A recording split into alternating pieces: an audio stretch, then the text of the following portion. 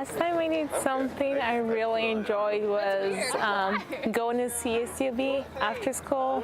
I went to see my friend over there, and we're gonna go to the gym, but then we had to pay some extra money to go to the gym, so we just decided to hang out, and it was really fun. We just talked about how much stuff we had to do, and basically just talked and hang out, and that was really cool. Welcome back to Success and Equity on BCTV. I'm your host, Francis Mayer. Yes, I did that just now. I stumbled. Why don't you wait? No, hold on. Why don't you try saying it? No, not yet. Wait.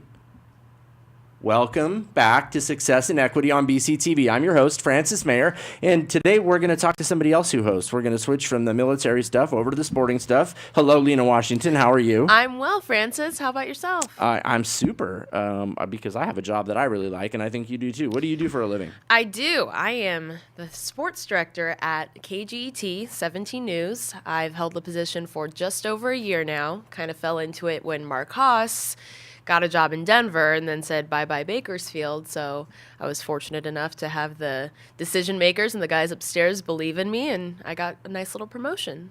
And in that regard, working in media is a lot like working in sports. You were the backup quarterback. Right. And I was Drew Stanton to Mark Haas's Carson Palmer as an Arizona Cardinals fan. So. Yes, Parsons Calmer. Yeah. And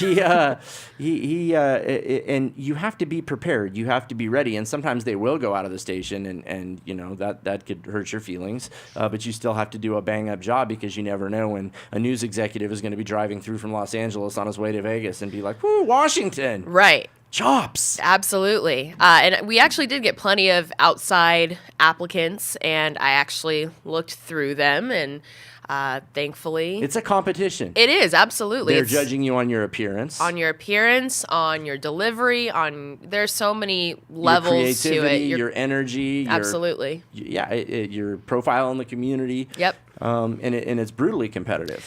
It is, and I learned that very quickly. I went to Arizona State, the Walter Cronkite School of Journalism and Mass Communications. Oh, snap. Do you see that, what she did right there? That was excellent enunciation.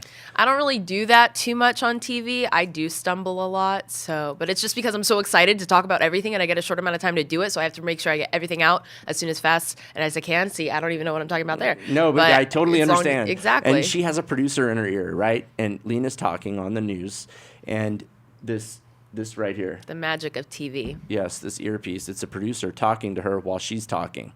And if you've ever tried to talk while a friend is whispering in your ear, and you're like, dude, shut up, please, because I'm trying to... Is that cool? Yeah. Right, thank you. Or you actually say what the person is saying to you. I've done that once before. Like, I was in the middle of a sentence, and then I said rap, and I was like, that means we're done. I'm done talking because I got a rap here, and it came out here. That's what's really going on. But that's only happened once, I think, recently. Yeah. It can be a very active brained deal, what you're doing on live television, and it's happening right then. And if you stumble, I mean, look, YouTube's full of reels of people on the news screwing up and saying real tough stuff, you know? Yeah. There's sticky words. Absolutely. Some 4-letter words you'd like to avoid on live television. Yes, we're not even going to jump the rails right now. Arizona. Yeah. You went to school there. I went to Arizona State. Yes. Vastly different. I was talking about Arizona, the state. The state, yes. I went to Arizona State because there's another school apparently down south in the same conference as Arizona State. Then there's one northern Arizona, but yeah, I went to the one in the middle. And I grew up in Phoenix, and I went to school. I went to high school. Where'd you grow up? In Chandler, Arizona. People might recognize that from Brent Hundley, who went to UCLA. I thought first you said something else. Well, Phoenix is the metro area. I'm pretty sure it's Pahonix. Pahonix, yeah.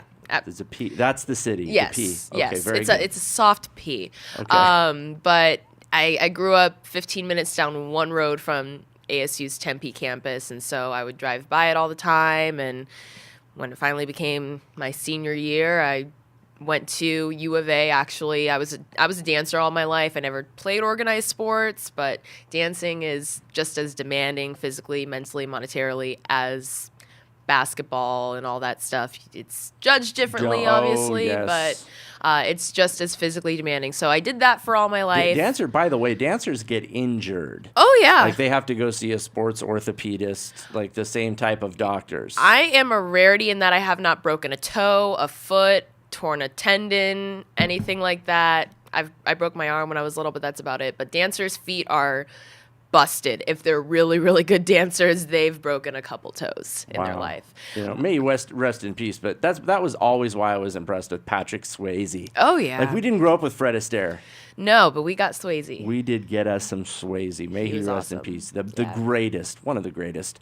So you were a dancer, and you could do that professionally. You can, and that But was... but wow, you want to talk about something more difficult than what you're already doing?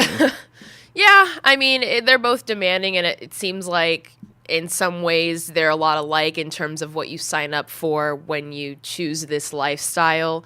You travel, you have to work constantly, you drop everything to take a job, you drop everything to go to work, you put your family second to your job, all that kind of stuff. And that is a decision you make if you get into media. It's funny that you bring that up and articulate it, but it's the truth. Yeah. And every person in media knows the shame of taking a shift on someone's birthday or yeah. a holiday because you're like, yes, I can show you that I can hold down mornings. Right. Or a certain job. It's like the whole quarterback analogy we used earlier. You're like, yeah, do I want a late season start in a meaningless game? Yes, I do. Absolutely. Yes, Get in the those snow? stats. Yes. Let me show you. I can run this offense. Right, exactly. And by the same token, though, you don't want to not work as hard as the person under you or Right. behind you. Right. Because someone always wants your job. Absolutely. How many applications do you think that station gets for your job each week? I get emails from people who are just inquiring about even an internship. So, and I'm mentoring, girls who are either trying to get in the business or trying to move up and advance because it's one of those industries where you don't want to stay put for too long. I mean, 2 to 3 years is kind of standard for a contract in an on-camera or an on-air job. So you kind of by the way, that's something you endure. Yes. Like you will come to the conclusion of your contract, and just like in sports, they might be like, "No hard feelings. Thank you for your service." Absolutely. Good Oh, yeah. day.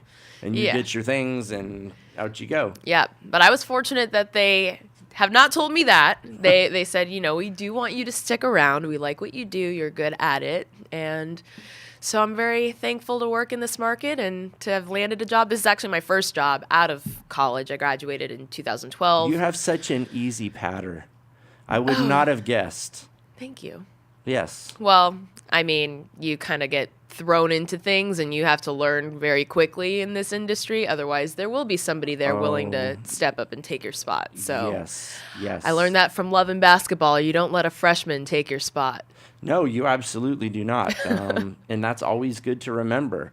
It is a competitive business, and you can prepare yourself, but it's a commitment. It's interesting that we had two soldiers on first, and that's obviously a lifestyle. Sure. And then you have me just talking about sports, and they're like protecting our country and defending, in court of laws and stuff like that. So thanks a lot facing for death. that. I'm sorry. But that's something to articulate to our viewers who might be looking at a career in media. It is a lifestyle choice. It is, and you have to be ready and willing to sacrifice and work hard and not have Christmas or Thanksgiving or a weekend or a night or your anniversary or your birthday. And when you pay your dues for so many amount of years, then you'll get those privileges of having a holiday, being able to sit and eat a Thanksgiving dinner instead of going to Taco Bell on a Thanksgiving or something like that because you're working. Yes. And there is that. You see interesting people when you work on a holiday. Like the people that you see, there's sort of this silent, painful kinship with them. Like, yes, I understand. Yeah, feel ya. You are working at the grocery store on Thanksgiving, and I am here as buying something upsetting. Yeah. Like a frozen Progresso turkey soup dinner. or something like that. Exactly, yes. Hey. Lena, we're going to take a quick break. Stick around, will you? Sure. Okay. I'll be here. We're going to talk about how Lena got into the business, a little bit more about what it's like. It's not just all glamour, for crying out loud, but how you could do it too. As hard as it is, if you want to get the education and you want to make the commitment to the game, you can do it. We'll tell you how when we come back with more Success in Equity on BCTV.